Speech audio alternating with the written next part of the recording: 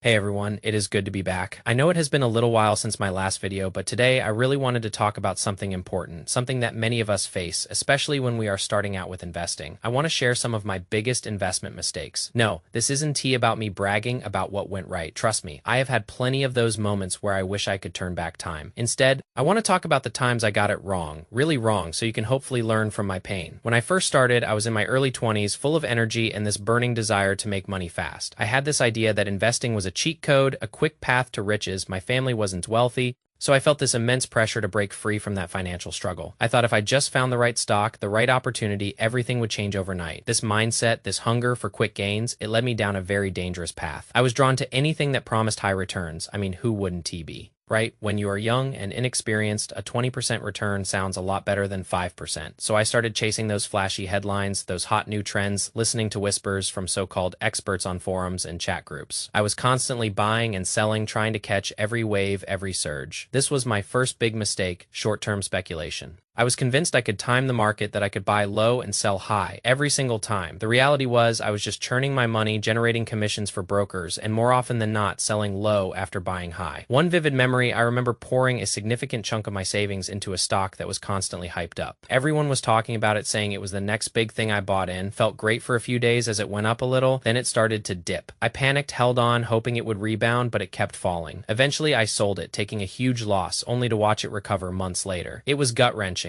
That experience taught me a very painful lesson about following the crowd and emotional trading. The market doesn't care about your feelings, and trying to predict its short-term movements is a fool's errand for most of us. Another massive pitfall for me was falling for scams. Yes, even with all my aspirations of becoming a smart investor, I got caught up in schemes that promised unrealistic returns with little to no risk. These were often presented as exclusive opportunities, something only for a select few. The allure was strong, especially when you are desperate to improve your financial situation. I remember one particular investment that guaranteed double-digit monthly returns. They had slick presentations, testimonials, everything looked legitimate on the surface. I put a significant amount of money into it, convinced I had found my golden ticket. For a few months, I saw the returns. Then suddenly, communication stopped, websites disappeared, and my money, it just vanished. It was a brutal wake-up call. It shattered my trust and left me feeling incredibly foolish. That was when I realized that if something sounds too good to be true, it almost always is. There are no shortcuts to building wealth. Then there was the issue of risk management, or rather my complete lack thereof. When I found something I believed in, I went all in. I put all my eggs in one basket, sometimes even borrowing money to increase my position. This is called heavy position trading. I thought I was being bold, taking calculated risks. In reality, I was being reckless. One time, I invested almost everything I had into a single company, convinced it was going to skyrocket. The company faced unexpected challenges, the stock plummeted, and I watched a huge portion of my hard-earned savings disappear. It felt like a punch to the gut. That experience really drove home the importance of diversification, spreading your investments across different assets and sectors helps cushion the blow when one area underperforms. It is about protecting your capital, not just trying to maximize returns. My emotions were another huge problem. I was constantly reacting to market fluctuations. When prices went up, I felt invincible, often buying more at the top. When they went down, I would panic and sell, locking in my losses. This emotional roller coaster was exhausting and incredibly damaging to my portfolio. I was letting fear and greed dictate my decisions instead of a well-thought-out strategy. I remember checking my portfolio multiple times a day. Every little dip sent me into a spiral of anxiety. It was an unhealthy obsession that took a toll not just on my finances, but on my mental well-being too. I learned that successful investing requires a calm, rational approach. You need to detach your emotions from your money decisions and stick to your plan, even when the market is volatile. After these repeated setbacks and significant losses, I finally hit rock bottom. I had lost a substantial amount of the money I had painstakingly saved. It was a truly humbling experience. I realized that my approach was fundamentally flawed. I could keep chasing quick money and ignoring basic financial principles. That is when I decided to change. I stopped looking for the next big thing and started focusing on learning the fundamentals. I devoured books on personal finance, investment strategies, and economic principles. I learned about long-term investing, the power of compound interest, and the importance of a diversified, low-cost portfolio. This shift in mindset was transformative. I moved away from speculative trading and towards a more steady, patient approach. I started prioritizing consistent savings and investing in broad market index funds and ETFs. These are investments that track the overall market, giving you exposure to many companies rather than betting on just one. It is a much more hands-off, less stressful way to invest, and historically, it has been a very effective way to build wealth over time. I also started building an emergency fund, something I had neglected when I was solely focused on growing my investments. Having that safety net gave me peace of mind and prevented me from having to sell investments at a loss when unexpected expenses arose. Now, my approach is completely different. I no longer try to time the market or pick individual hot stocks. Instead, I focus on consistent contributions to my diversified portfolio. I understand that wealth building is a marathon, not a sprint. It is about patience, discipline, and making smart, informed decisions over the long haul. I am much more conservative with my investments.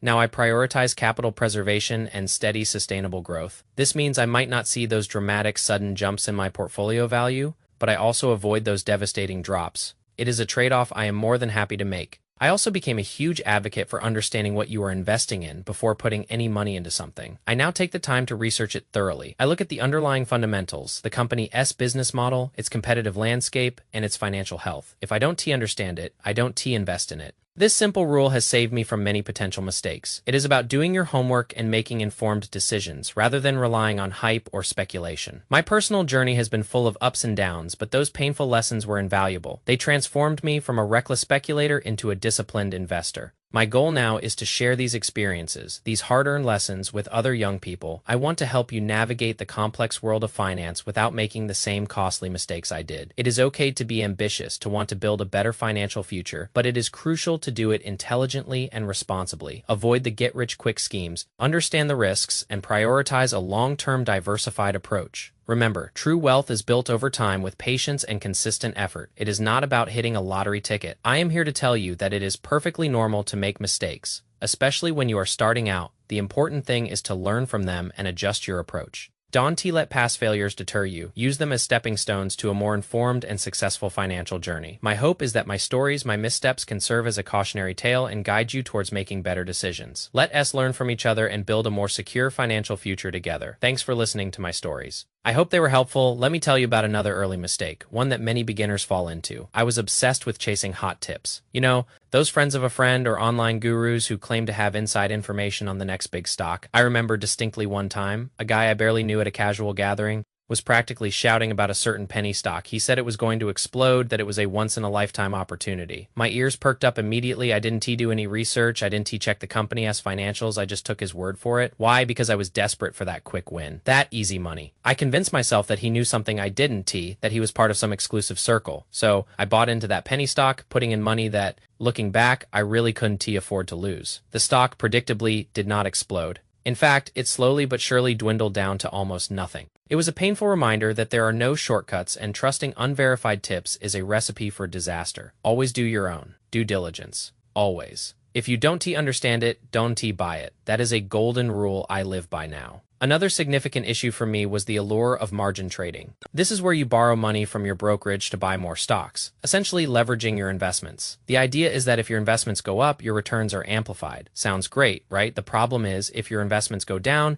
your losses are also amplified. And that is exactly what happened to me. I was confident in a particular trade. So confident that I decided to use margin to buy even more shares. For a brief period, things looked good. My portfolio value was soaring and I felt like a genius. But then the market turned and my stock took a nosedive. Because I was on margin, the losses were compounded and I got a margin call. This meant I had to either deposit more money or sell off my positions at a massive loss to cover the borrowed funds. It was a terrifying experience. I ended up selling at the absolute bottom, locking in huge losses that I wouldn't have incurred if I had just used my own capital. That experience taught me a deep respect for leverage and the dangers it poses to an inexperienced investor. For beginners, it is something to steer clear of entirely. It is too easy to get burned, and let us not forget about the constant need to be active. I used to think that to be a successful investor, I had to be constantly buying and selling, always looking for the next trade. This led to excessive trading, which in turn led to higher transaction fees, and ironically, lower overall returns. Every time I made a trade, I incurred a cost. These small costs add up over time, eating away at your profits. I was so focused on making quick money that I overlooked the compounding effect of these fees. It was a classic case of overthinking and overtrading. I have since learned the power of a set it and forget it approach for a significant portion of my portfolio. Buying into broad market index funds and holding them for the long term has been far more effective and less stressful than my previous frantic trading strategies. It allows time and compound interest to do their magic, which, it turns out, is a much more powerful force than my attempts to outsmart the market. My journey also involved a lot of misinformation from social media. In my early days, before I learned better, I spent a lot of time on online forums and social media groups where everyone was hyping up certain stocks or cryptocurrencies. It was an echo chamber of positivity, where critical thinking was often dismissed. I fell for the fear of missing out or FOMO many times. I saw others posting about their massive gains, and I felt like I was being left behind. This led me to jump into investments without proper research, simply because everyone else was doing it. I remember buying into a cryptocurrency purely because it was trending on a particular platform. I knew nothing about its underlying technology, its use case, or its long-term viability. I just saw the price going up and the posts celebrating it. Of course, the bubble burst, and I was left holding a virtually worthless asset. It was a harsh reminder that social media can be a powerful tool for information, but it can also be a breeding ground for misinformation and herd mentality. Always question everything and form your own independent conclusions based on solid research, not just what is popular online beyond the specific investment choices. I also made mistakes in my overall financial planning, or rather my lack of it.